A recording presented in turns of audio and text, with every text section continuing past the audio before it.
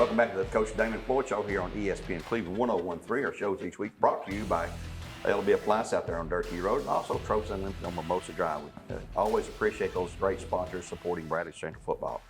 Coach, looking back at homecoming Friday night, came out on the short end against Red Bank, a very, very good team. If you look at the stats, we dominated. Time of possession, first downs, yards. I mean, we held them to 145 yards or so. But boy, penalties and turnovers will have an equalizing effect in the heartbeat. And that's one thing you harp on every single week we talk. Key, no penalties, no turnovers. We had no penalties first half. We made it for the second half, though. But, you know, whether legit or not, you know, there's always discussion. And I can talk about that all day long. I know you can't. But very questionable calls in some cases there. Well, we went from having one penalty against Hardin Valley, and I thought we'd really done a good job. And look, we deserve penalties. I mean, we make mistakes, but I thought we'd cleaned a lot of stuff up. And then, you know, the second half, like you said, in the first half, the second half, it put us behind the 8 ball. But really it's the 4 turnovers. Yeah. But these are things that, and our players can tell you, what do we need to do offensively? Like, what's our goal? Offensive, special teams, defense. And offensively, one of the things we talk about is we want to gain at least 3 yards every play. Mm-hmm. No silly penalties, and then no turnovers. And like you said, in every statistical category, we beat them, even in turnovers, which in the end cost us the game. So, you know, we've done that a couple times this year where we're just kind of, not to take any credit away from the other team because Red Bank did what they had to do to beat us, but it's like we're helping them beat us. You know, and one of the turnovers was picked up and carried to our 10-yard line. Actually, it was carried about our 2, and Tucker Cook gave great effort, go to center. He sure did. And they clip him in the back, so it ends up being about a 10. But anyway, that was where 7 of their points came from. Otherwise, we held to 10. So I thought defense played really well. I thought other than our turnovers, our offense really executed pretty well. It did. And then we got behind the chains, which we can't do in this offense, with some penalties. So, yeah, at the end of the night, you know, it's a very frustrating loss. We've had a couple of those. I think it's the 3rd game we've lost by 1 score. Mm-hmm. Yeah, and I hadn't thought about that yet. You know, it's just the way things are going right now, and we're trying to correct those, and got to do a better job. Well, the one play or one series that impressed me is we were about maybe our 40-yard line, I think. We had a questionable illegal procedure call, 5-yard penalty, then a 15-yard on top. We're back 1st and 30 on the 10-yard, and we get a first down out of that. We get down the field and get a first down. That's where one of those turnovers followed up, and you know they were up 17-0 at one point. You think they're thinking, I'm sure, hey, we got this game under control. No, hardly. Yeah. Because I love the spirit our kids had, fighting back each time, never giving up, fighting back, doing everything they had. We got back 17-10 with the ball, you know, and just couldn't get the tying score in there. But it was a great effort, I thought, everybody. Once again, our defense, you know, we talked about them, how good they played. They came through. The same group of guys, you know, we call the names over and over and over, and they continue to excel, I think, against all odds and doing quite well. Offensively, Kenyon Phelps, another 100-yard game, 27 carries. Landon Scott, again, playing hard, both sides of the ball. Kenyon, both sides of the ball. Those guys and several others never come off the field. Yeah, Zane McIntosh is another one. Zane McIntosh, good grade of Chris Myers. He's got a hurt shoulder, but he's fighting through it. Yeah.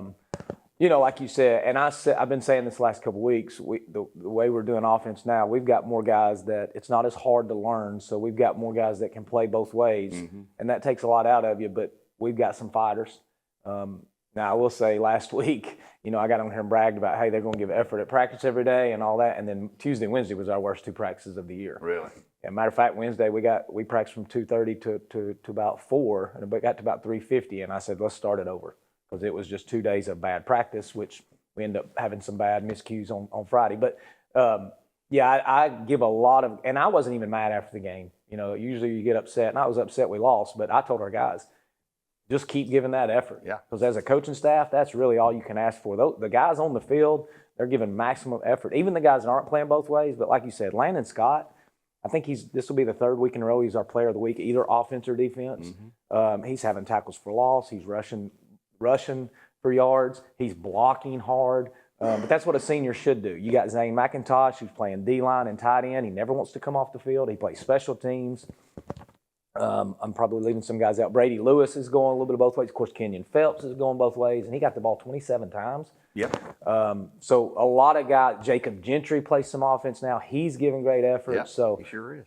you know, Wally Suskins, he had 9 tackles. Wally, of course, he's gave great effort. He comes to practice every single day and gives great effort, and it carries over to Friday night. So really proud of a lot of those guys and how they're playing and just giving everything they got for their teammates. Well, and mentioned Landon Scott, he had 7 TFLs along with his 7 individual tackles there. And Andrew Carroll, sophomore, look at him. He had 6 tackles, and he's showing up more and more at key plays, I think. And, he's going to be a force to be reckoned with when he gets, another year or so behind him. He's doing good as a sophomore. Yeah. But and this happens every year, and the same thing with Wiley. Yeah. Wiley last year, he didn't even start the first 4 games, ended up being our leading tackler last year. Andrew Carroll, he was doing so well on JV that we moved him to the start lineup because we got to get him on the field. And every year there's 1, maybe 2 guys that move up from JV that end up having, and Andrew's one of those guys this year where he's just stepped up. He does his job. He's a great teammate. He gives great effort. So we reward him he earned it. We didn't give him nothing. He's earned that playing time. Yeah. But we do love the fact that, he's a sophomore and he's still got 2 more years left. So a lot of guys playing really hard. I thought the offensive line, we've got a lot of guys up there we're trying to block, and it's no secret what we're doing, but they gave great effort. And I thought towards the end of the game, like we were down 17-0, you could see it starting to turn. Mm-hmm. And they started taking control. And we've told them it's not going to be easy at the beginning. It's a 4-quarter game. We've got to stay in the game and try to just wear down the defensive line. And let me tell you, Red Bank's got some guys that can play up front, man. They are size, physical, athletic. So, and then their secondary, man, they'll come down and hit you. So defensively, man, I think it's one of the better defenses we played. Well, Featherstone and Merritt for them come in averaging a combined 200-something yards rushing. They had 61 yards, I think it was, combined on 22 carries. And you do that kind of thing, you're in the game. You're going to be in the game. And defense gave us a chance. Yeah. Like I said, we gave up those 10, and then the other was 7 was, a fumble that they returned inside our, I think it was the 2-yard line. Ended up being after a penalty, the 10. But I thought our defense gave great effort. And, we're not the biggest, we're not the fastest, we're not the oldest, we're not the strongest, but they're playing extremely hard, and that's what you should do. Tucker Cook, young freshman quarterback, still playing, managing the game the way we need to, and that group seems to mesh now. The more deeper we get into it, and you only got 2 games left now, but they have really come a long way since after the Innovation Academy game when we had the week off and come back with a whole new offense there. But it was a good night, perfect football weather night for everyone involved there, and a good crowd, and even with Red Bank on fall break last week, we had a good turnout. Home crowd, yes, it was great. Yeah, home crowd was really good. Let's take a break here on ESPN Cleveland 101.3. We'll return in just a moment, and we'll begin to look at our game coming up. We know who that is, across town. Back in just a couple moments.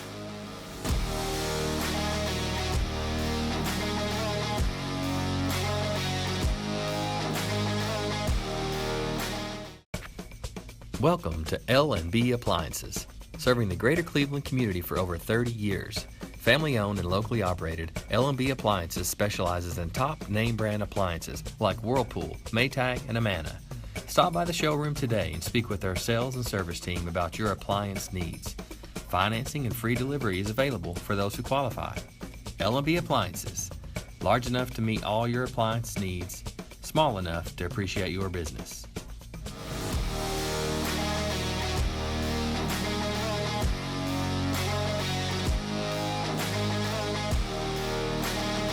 Welcome back to the Damon Floyd Coach Show here on ESPN Cleveland 101.3. Bears, big game coming up Friday night, tied with their opponent for 1 and 2 in the region. That's all that matters. Forget the overall record. Region games, we got 2 left here at home and then on the road at Bearden next week. There's nothing to be said else that can be said. It's not been said multiple times. We play that team across town. And you've been in several of those games. You've coached those games. You didn't get to play them when you were here at Bradley because we were not playing them at that time. They're in a tailspin right now. They've had 3 really, really tough opponents. They've lost all 3 of those. They're coming here. Well, if they're thinking, hey, the winner of this game Friday night is in the playoffs, basically. The loser, probably out. But it's not decided yet. But it's going to be a tough battle, as it always is. So what you expect Friday night. And a huge monster crowd will be here, I think. Yeah, they're very explosive on offense. Defensively, they're very aggressive. but they can be because they have speed. So it's really hard to bust a long play on them. Like you mentioned, they have lost their last 3, but if you look at the opponents, there's a lot of people that's going to lose those 3. So I think they do a really good job on offense of taking advantage of defense. You can't just focus on one thing. They'll take deep shots. They've got a good screen game. They got a good quick game. And then Isaiah Davis is as good as a running back as probably we've seen. So, I mean, he's got great vision. He's got great balance. He runs hard. He's got extremely good speed. He's a tough kid to bring down. And you never really get a good shot on him. He can make people miss, but he's also physical. When he doesn't get the ball, he blocks really well. So a lot of respect for him. It's obviously a focal point of trying to get him on the ground. But if we get in space with him, we're in trouble. So I'm sure that's probably what they're going to lean on Friday, and they should. And defensively, we've got to try to find a way to slow him down. Offensively, we want to slow it like they did against us last year. Slow the ball down, slow the game down, try to limit their offensive possessions, and then, just try to drive. But it's going to be hard to drive it on them. Very similar to Red Bank in the fact that they got good size, they got extremely good speed. So kicking game, we're behind the 8 ball there. They've got a really, really good kicker. You never know. He can kick it everywhere. And that includes onside kicks. He can kick in the end zone. He can pooch kick it. So, we'll have to line up a lot different than we normally do just because of the way they're going to attack us. And then also on special teams, if they score, they got tons of 2-point conversion alignments that they try. So it's going to be an uphill battle, but it's a crosstown rivalry game. And if you're not fired up for this one, then you probably don't need to be on this field. So hopefully our guys are excited to play Friday night. Like you said, nothing else matters. Right. I told our team, don't even worry about the playoffs. Like, this is it right here. Yeah. We still got a game next week. We don't care about that. We care about this game right here. And if you don't come to practice. But it'll be an intense game for sure. Do they still do the onside kicks all the time like you were doing last year? Not as much because their kicker kicks in the end zone. Their defense is so good, really. They don't. Yeah. They might as well go ahead and pin people deep because people, like I said, they don't bust big plays on them. It's hard to drive in any level of football. If you start on the 20 and drive 80 yards without making a mistake. So I think he's done a good job of changing that strategy and making a team drive on them because they're good defensively.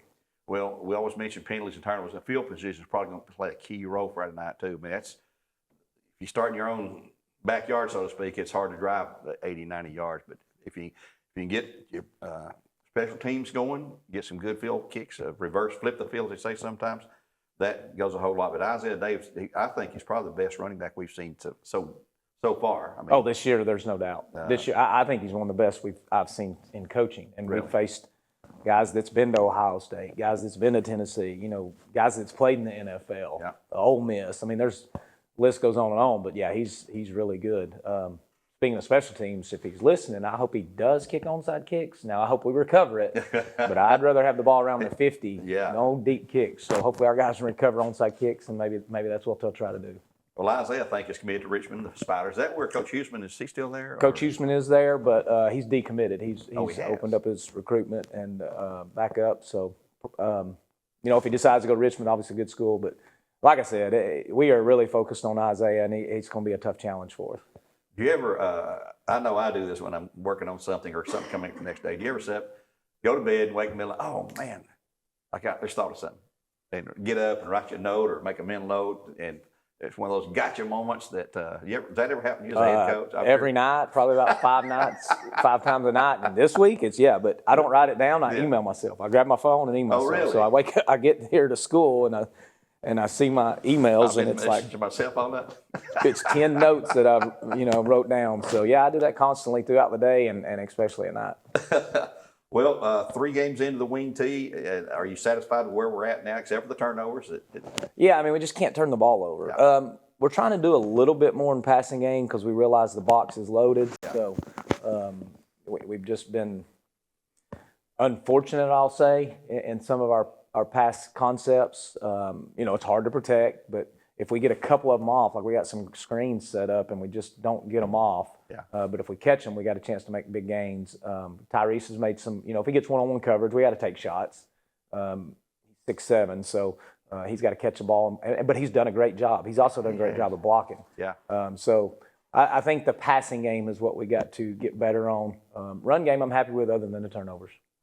Well, it's going to be fun. We're going to have a huge crowd. It is Cleveland High School, 8th game of the year, a region game that means a lot to both teams. It does. You can throw the records out the window. It doesn't matter. This is the game that we circle every year. So I think our kids will come out fired up, ready to play.